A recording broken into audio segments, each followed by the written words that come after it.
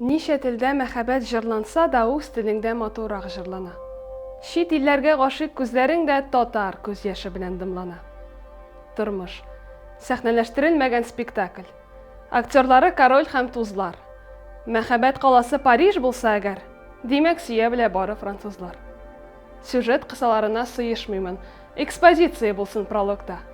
Вакыйгалар катламын үстермичә, кульминация килсен. Нокта. Хисләр дулкынында шигырь туа, тусын әйдә лирик чигенеш. Минем дөнья, минем әсәремдә бер генә түгел, байтак шишелеш.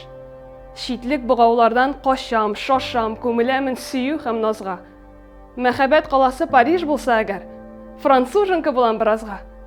Тормыш спектакль жанрын һәрберебез үзе сайлый, үзе салачак. Минем әсәрдәге күренешләр happy end булганчы барачак. Һәрбер кеше үз юлын табачак.